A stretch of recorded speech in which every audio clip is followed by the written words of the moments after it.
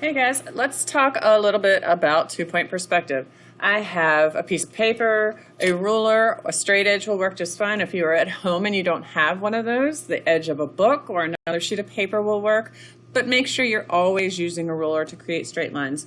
I'm going to draw in pencil because that way when I connect my orthogonal lines, I can erase, but I'm going to press pretty firmly so that you can see it in the video. So when we do two-point perspective, as opposed to one-point perspective, you have 2 points. So you may have seen, we probably practiced doing two-point perspective where you have a horizon line. On your horizon line you have 2 points. And we often start by doing a name project where there's tons of videos on the internet that will show you how to do that. But we draw this diamond type shape box with a central axis. And we fit our letters within the confines of that box. And all of that is fine and dandy. It does show that you understand two-point perspective to some degree. It shows that you know how to do it, but it doesn't necessarily show that you are capable of doing more than just these basic letters when you're doing perspective. So again, our letters go from the top of that diamond shape to the bottom. And the purpose for that is that is how we automatically connect our letters to the vanishing point on the same side as the axis of that letter. So my M on the left side of my axis, by having these diamond shapes, is connected to my left vanishing point. My F on the right side of my axis, by having it go along those diamond shapes, is connected to my right vanishing point. And then from there, and granted I'm just doing this tiny so that you can get the gist of it because we've got tons of videos that show you how to do this. But from there, you then connect your letters to the vanishing point opposite side of your central axis. And that is how we show the sides of the letters. So having them fit the panel, that diamond shape shows the front panel. And now adding in orthogonal lines that connect it to the opposite vanishing point is how we show the side. So remember that perspective truly just means what angle you're looking at something from.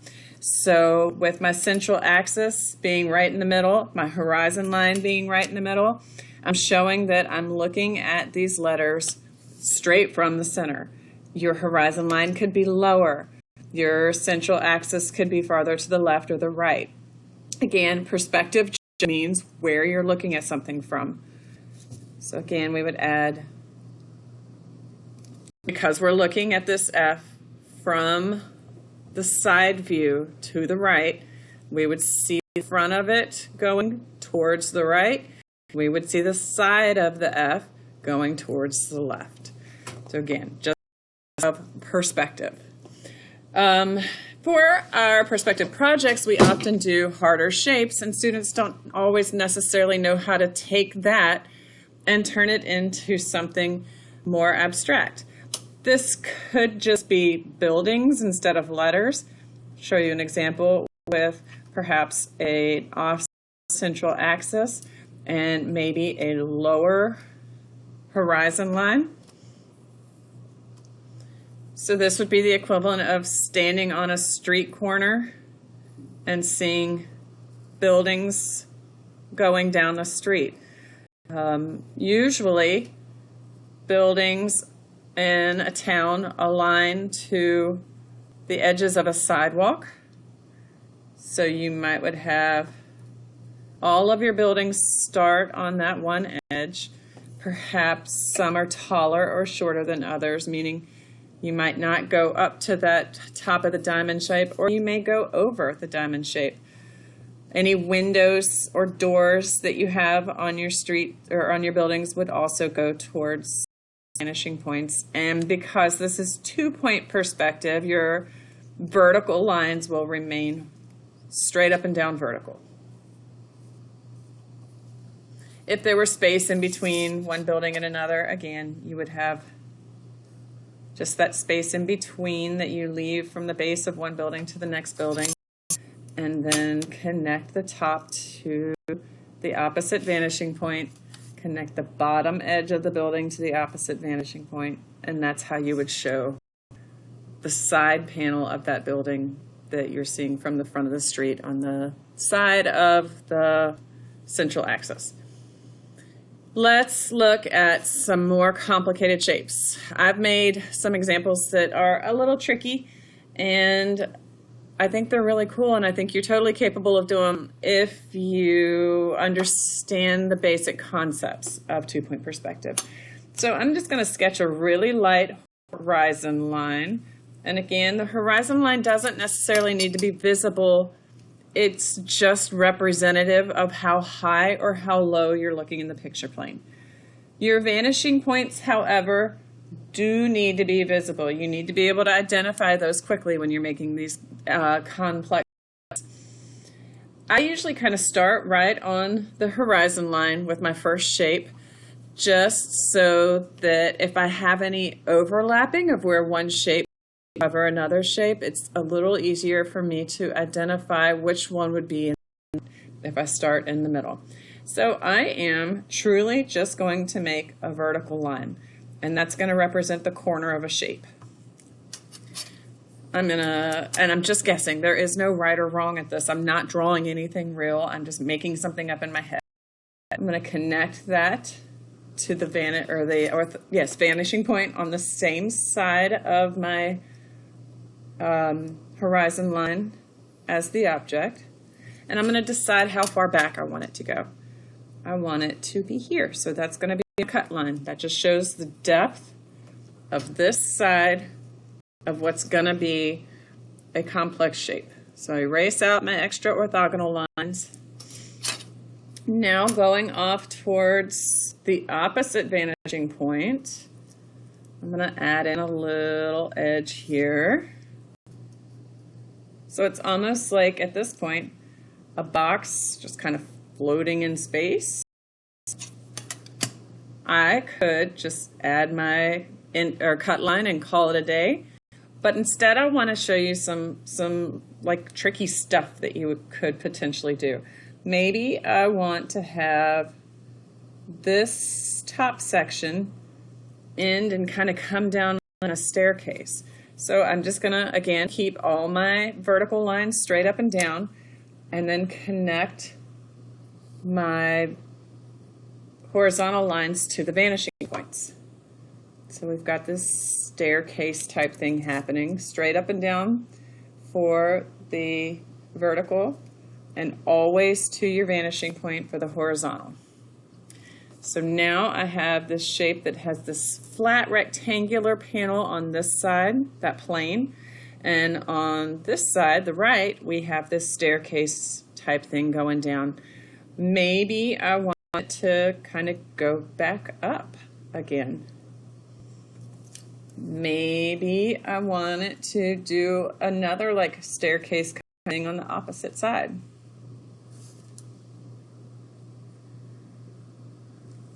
So then I could just drop that down with a line to end the shape,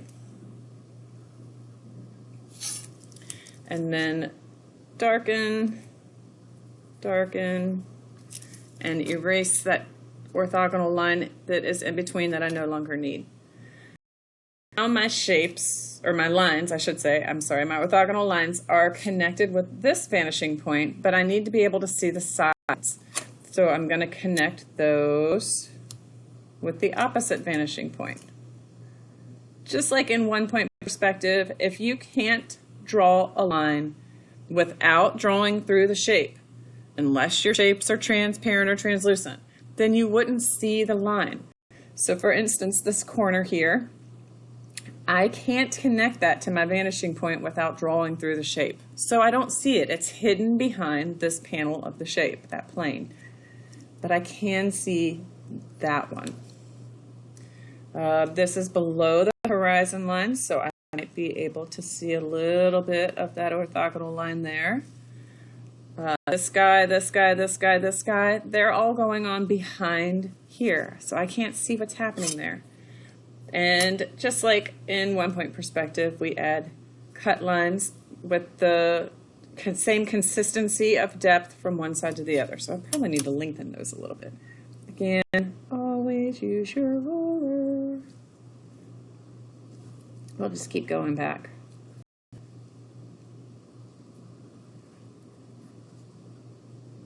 Okay, so that's one shape that's a little tricky.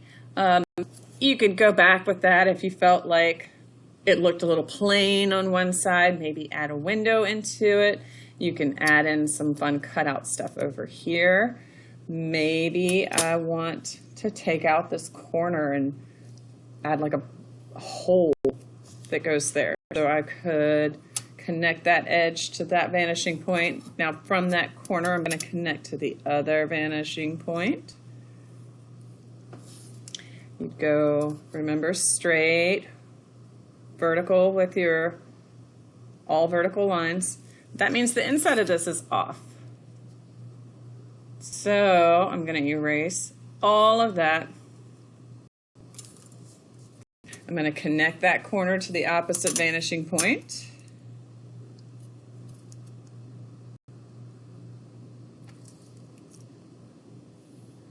I'm going to connect that corner to the opposite vanishing point, because right now this is my central axis for this shape. So that's how I know which side to go to. Where those cross would be where that corner meets. So right now this corner is coming out at you, and here it's going to be going away from you. And it's just straight up and down like all of our other horizontal lines, or I'm sorry, vertical lines. And we flatten that out.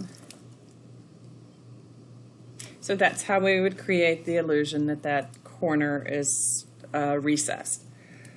Do just a basic shape that kind of comes above the horizon line to talk about how to do the bottoms or the tops of shapes. So again, I'm just going to start with a corner.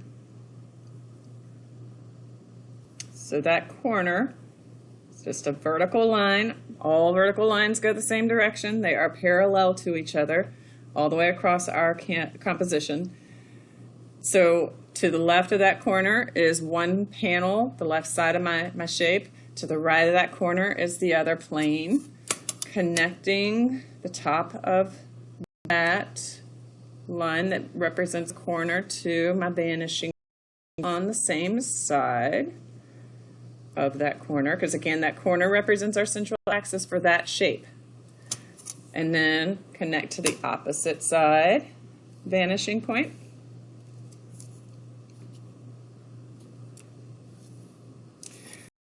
I'm going to decide how far I want this plane to come out, how far I want that one to. Again, all horizontal or all vertical lines are parallel to each other.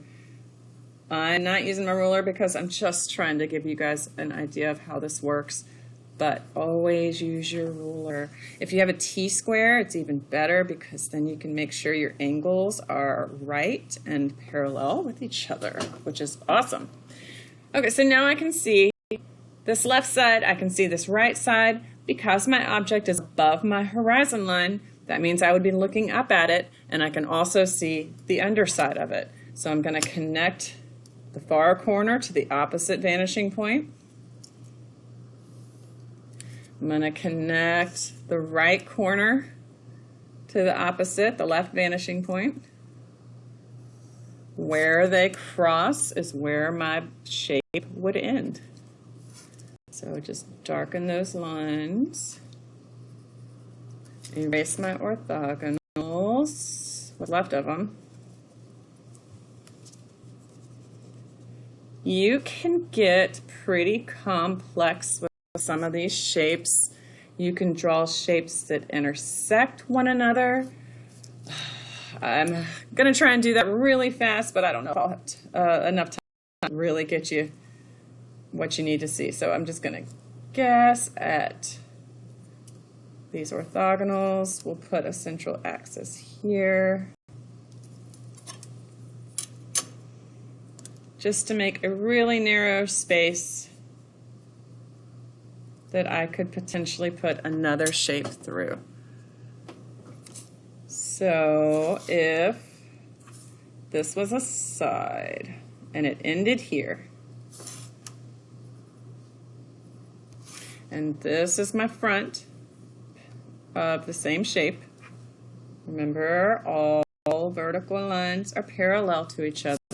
Now I'm going to connect opposite corners of my shape to opposite vanishing points so I can see where they intersect and define that shape as finished. Now I'm going to cut a little window out of it and use your ruler. Connect your vanishing points or opposite vanishing points.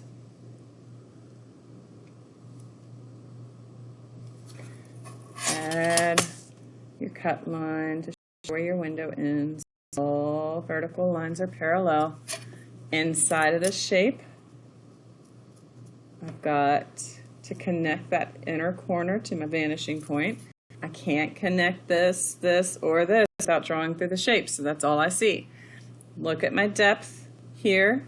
Try and keep that length consistent here. So that ends this edge. Now I need to add a cut line to end this edge. So, ooh, I should use the vanishing point, right? Don't let me make mistakes. Meh. Okay, so now my box is hollow. And maybe I want to draw another shape. I'm imagining it looking like a 2x4 going through this space. So drawing right over top. Let's slide that down as if it were open. That would be one corner. I'm going to slide up so that I can see what I'm doing. Connect bottom. So this is the side of my 2x4 shape. This is going to be the far edge of my 2x4 shape. So when I erase what you wouldn't be able to see through my shape, draw that back in. All the way, because it's going to not look right if I don't have it erased well. And then make my shape in. So remember, all vertical lines stay vertical. In this shape by connecting that corner, or in that panel by connecting that corner to the vanishing point. Same on the bottom. All vertical lines stay parallel. And now go into the opposite side to show that my shape ends.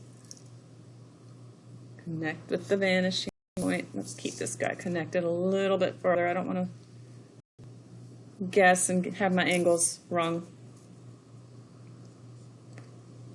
A little further.